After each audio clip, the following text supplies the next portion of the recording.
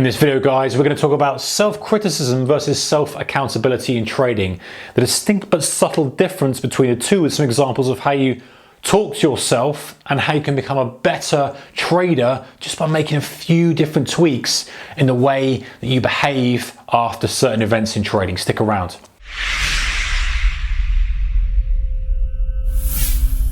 Hey guys, welcome to you. Right, so one on psychology, discipline, that kind of stuff today for you. If you like this kind of stuff, give me a thumbs up, that's much appreciated, so we know the type of stuff that you guys like. And now listen, you know that I love to talk about price action, I love to talk about this kind of stuff as well, because these are things that move the needle for me. It might be different for you, but I know that discipline, psychology, all the trading stuff helps anybody, regardless of whether you use price action methodology, regardless of what you're trading. So this is something for everybody, swing traders, day traders, scalpers, what have you. So talking about self-criticism versus self-accountability, very, very subtle, but a huge kind of chasm, if you like, between the outcomes of if you carry down one path. So let's just have a look at some examples and work out what I mean. So now listen, guys, I was super hard on myself, and you probably are too, because we want to be the best trader we can be, want to be, get the most profit we can as quickly as we can, and we tend to be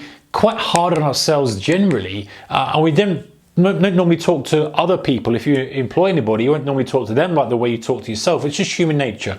And when you there's a difference, guys, between wanting to strive to be a better trader and wanting to become, get rid of as many mistakes as possible, and having that drive, but then talking to yourself very poorly in a way that just really kind of kills that drive or just makes you feel awful about things, as opposed to, hey, still having the drive to become a better trader, still having the drive to, make X amount of money or whatever you want to do, but just crafting it in a slightly different way. Now, I'm not saying don't be accountable. I'm not saying, hey, everyone should just be comfortable with where they are, because that's nonsense, right? We don't want to be where we are. I want to be better traders, want to make more money from our trading. That's why we're here. Let's not kid ourselves here. So no one's in that camp, but it's how we do it, in the day, guys, a binary event of, hey, we want to get from here to here as quick as possible. And if we can do it in a quicker way, just by changing the way we talk to ourselves, then it's well worth doing. Anyway, let's get down to some examples. So something you might say to yourself, what a stupid trade. That's a really stupid trade.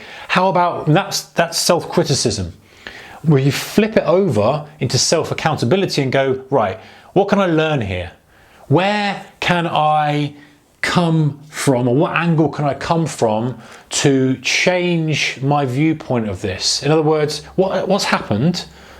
How can I learn something useful that means that I won't repeat this behavior, rather than just dwelling on the stupid trade? Listen, it might be a stupid trade. It might well be that.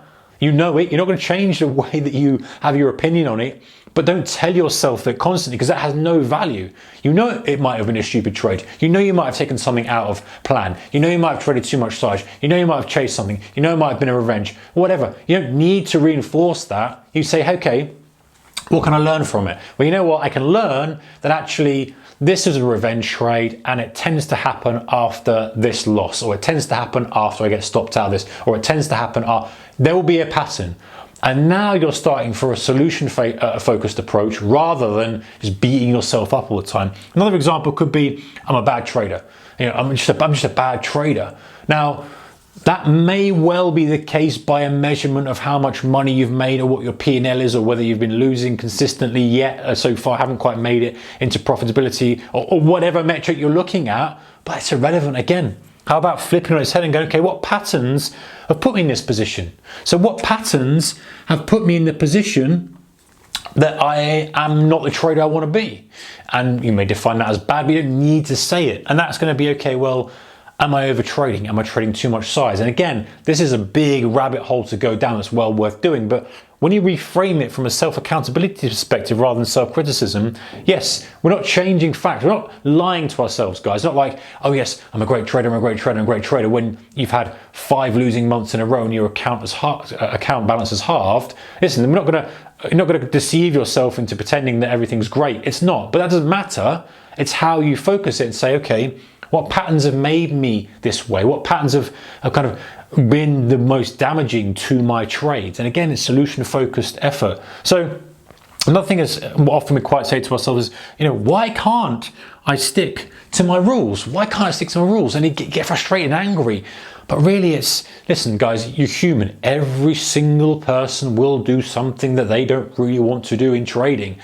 Maybe they take a trade they shouldn't have. Maybe they trade too much size. Maybe they have the stop too tight. Maybe they come. Listen guys, we are human beings. It is the way we roll. I am human, I'm gonna make mistakes. We want to try to limit the errors as much as we can. So why can't I stick to my rules? Okay, well, how can I make a better process? I'm a human being, so how can I make a better process that helps me stick to my rules? I've talked about this before, guys. If you had somebody who was your employee and they said, hey, I just can't keep doing this, you wouldn't just shout at them and say, well, you must do this. You'd say, okay, well, let's have a process to stop this happening. If you had some kind of, that's exactly why pilots have checklists, guys, because pilots make errors.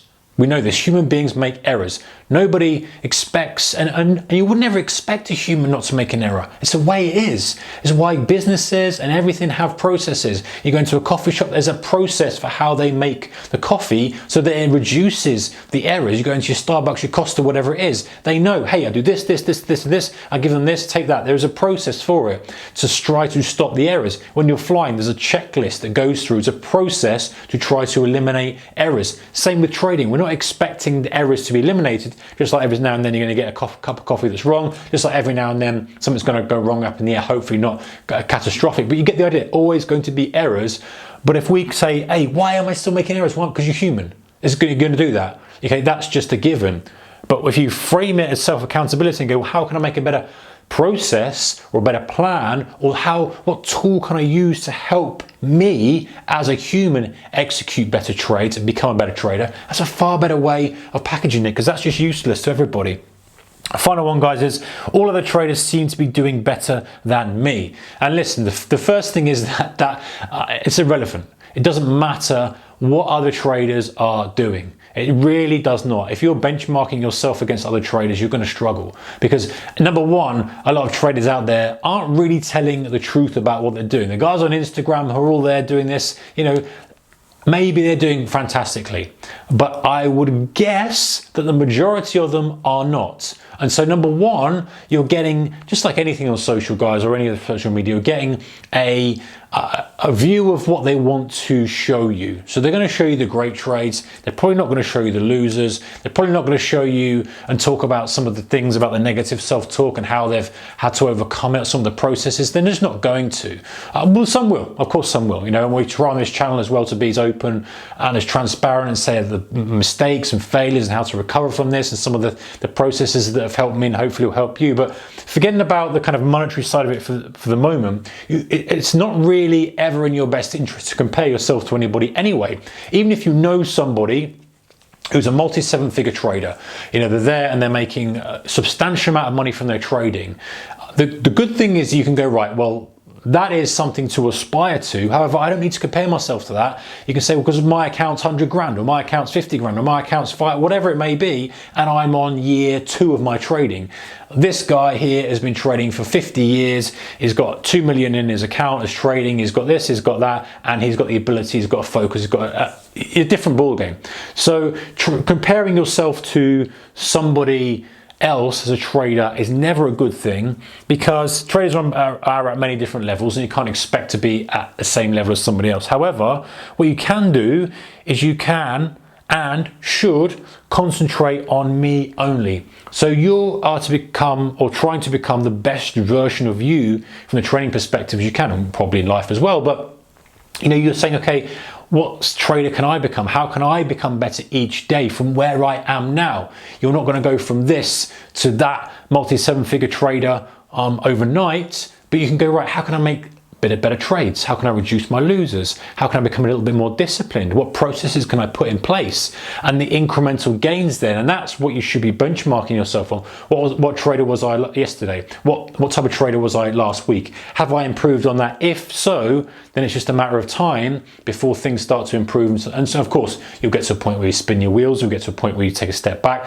but it's that moving forward that matters for you, not the comparison to others that makes the big difference. So just something to think think about, guys, self-criticism versus self-accountability. Subtle, but really, really useful to distinguish between the two so you can go down the right path of self-accountability, and that will improve your trading massively. Guys, and tell you what, this is something, as I said at the beginning, that definitely has helped me loads.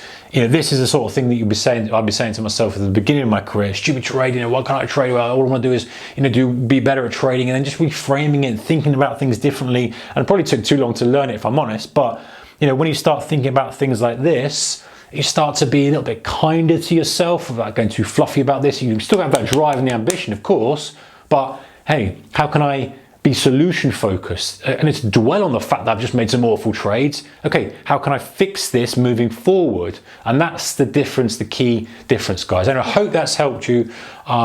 If you do like this kind of stuff, thumbs up's appreciated. Of course, your comments are always appreciated as well in the comment section below.